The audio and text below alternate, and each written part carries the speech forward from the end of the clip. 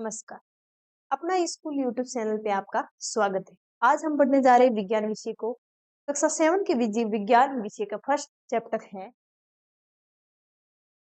विज्ञान का निरंतर बढ़ता हुआ संसार। विज्ञान की फ्री क्लासेस लेने के लिए जुड़े रहे हमारे अपना स्कूल यूट्यूब चैनल पर। आइए अपन आगे बढ़ते हैं। विज्ञान विषय को पढ़ने के लिए सबसे पहले क्या जरूरी है? विज्ञान है क्या? विज्ञान क्या है? विज्ञान केवल फैक्ट को याद करना नहीं, विज्ञान केवल फैक्ट को याद करना नहीं, बल्कि ये हमारे सुंदर संसार को समझना, प्रश्न पूछना और प्रयोग करने की कला है। प्रश्न पूछने की बात की जाए, जैसे कि अपन खुद पहले भोजन करते हैं। भोजन हमारे लिए क्यों जरूरी है? भोजन कहाँ से आता है? भोजन करने की क्या प्रक्रिया है? भोजन हमारे शरीर को भोजन की क्यों क्यों जरूरत है? ये तो विज्ञान है वो प्रश्न पूछने की और प्रैक्टिकल करने की एक अद्भुत कला है। इसमें हम छोटी से छोटी कोशिका, छोटी से छोटी सेल से लेकर के अपन विशाल सूर्य और तारों की गति तक सब कुछ विज्ञान में अपन सीखते हैं। एक अन्वेषक एक्सप्लोर, अन्वेषक मतलब खोजकर्ता, अन्वेषक का अर्थ है खोजकर्ता। एक अच्छा खोजकर्ता अपन खोजकर्ता मतलब वैज्ञानिक। अच्छा वैज्ञानिक बनने के लिए क्या जरूरी? वैज्ञानिक बनने के लिए, एक अच्छा खोज करना बनने के लिए हमारे लिए सबसे जरूरी है जिज्ञासा।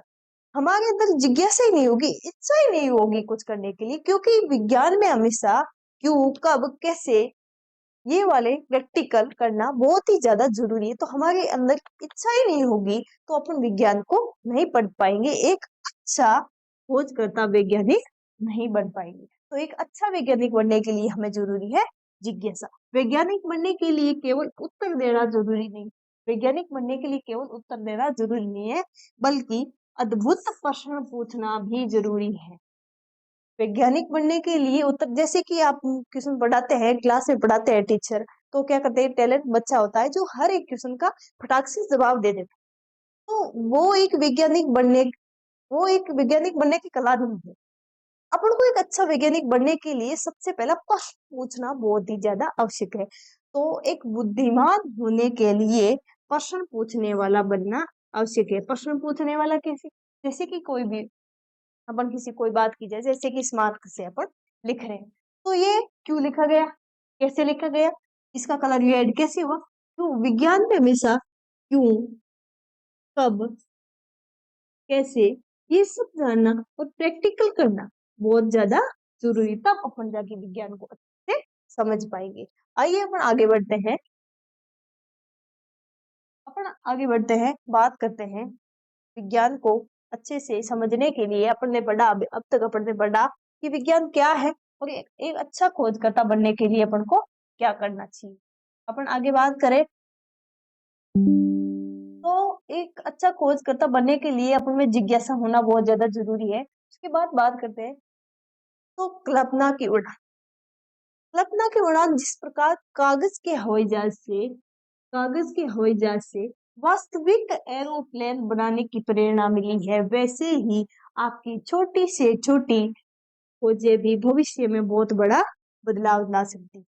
अपन आज के युग में देखें तो एरोप्लेन की बात करें तो जैसे कि एरोप्लेन बनने का आइडिया कहाँ से आया, क्यों आया? जैसे कि अपन छोटे बच्चे खेलते हैं तो देखते हैं कि तितली उड़ती, तितली क्यों उड़ती है, कैसे उड़ती है? तो उससे बच्चे खेलते हैं तो कागज के हवाई जहाज बनाते हैं, फिर उड़ाते हैं। तो कागज के हवाई जहाज बनाने से लेकर के वास्तविक एरोप्लेन बनाने की प्रेरणा मिल सकती है, तो वैसे ही आपकी छोटी से छोटी खोज भी भविष्य में बहुत बड़ा बदलाव ला सकती है। आइए आगे बढ़ते हैं अपन।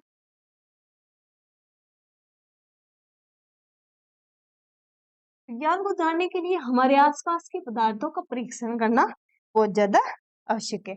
जैसे कि अपन बात करें कि अपने घर और स्कूल के आसपास मिलने वाली चीजों को ध्यान से देखना, उनके गुणों को समझना विज्ञान की शुरुआत है। जैसे कि स्कूल में आते हो, गाड़ी से आते हो या पैदल आते हो, तो आसपास की बहुत सारी चीजों को अपन देखते, उन्हें जानना, उन्हें समझना बहुत ज्यादा जरूरी है। आसपास के पदार्थों का परीक्षण करना बहुत ज्यादा जरूरी। जैसे कि अपन खाना खाते वक्त क्या होता है, खाना अपने कपड़ों पे गिर जाता है। तो जब कपड़े धोते हैं तो हल्दी का कलर होता है वो लाल हो जाता है। साबुन के संपर्क में आने से लाल होती है। क्यों लाल होता है साबुन के संपर्क में आने से? तो ये सब जानना हमें प्रैक्टिकल करना बहुत ज्यादा जरूरी है। ये समझना कि जमीन के नीचे भी पानी कैसे बहता है। तो आसपास की चीजों को समझना, प्रैक्टिकल करना बहुत ज्यादा आवश्यक है पदार्थों का। आइए अपन आगे बढ़ते हैं। अगला है परिवर्तन और उनके प्रभाव। परिवर्तन दो प्रकार के होते हैं, स्थायी परिवर्तन और अस्थायी परिवर्तन। स्थायी परिवर्तन वे परिवर्तन जिसमें कोई भी बदलाव नहीं किया जा सकता, और अस्थायी परिवर्तन जिसमें बदलाव किया जा सकता है। जैसे कि स्थायी परिवर्तन की बात की जाए तो फल का पकना, फल पकने के बाद वापस कच्चा नहीं, कच्चा फल पकने के बाद, कच्चा फल पक सकता है लेकिन पकने के बाद कच्चा नहीं बन सकता। जैसे ही एक और उदाहरण ले ले अपन अपन उदाहरण लेते हैं दूध का दही, दही बन,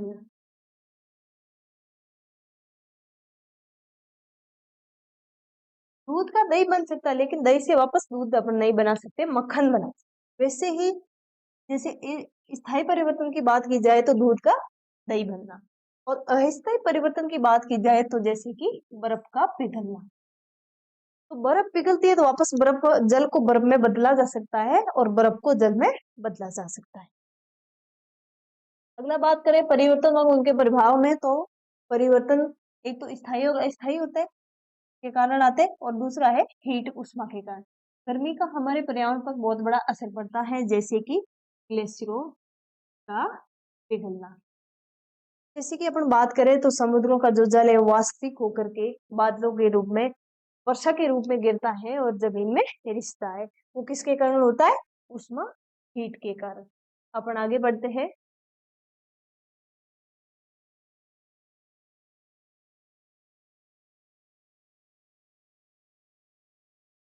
क्या है? प्रकाश और समय की, समय का मापन पहले के रूप में, आज के युग में देखा जाए तो इलेक्ट्रिक घड़ियां, आधुनिक युग में देखा जाए तो इलेक्ट्रिक घड़ियां है जिसके कारण अपन समय का पता लगा सकते हैं। तो वैसे पहले के युग में क्या करते थे कि लोग सूर्य की परछाई से लेकर के समय का पता लगा सकते थे। परछाई केवल टेबल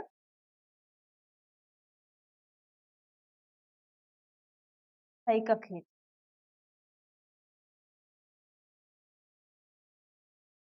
परछाई केवल समय और छाया का नहीं दर्शाती, बल्कि परछाई से ही, सूर्य और चंद्रमा की परछाई से ही ग्रहण जैसी रोमांचक घटना होती है। वैसे ही बात करें कि परछाई से ही सूर्य और चंद्रमा के ग्रहण जैसी रोमांचक घटनाएं होती है, वैसे ही दिन रात कैसे बनते हैं, ये ऐसे अनेक सी क्वेश्चन होते हैं जो हम पढ़ने वाले हैं विज्ञान में। धन्यवाद, ऐसे ही जुड़े रहे अपना स्कूल यूट्यूब चैनल के साथ।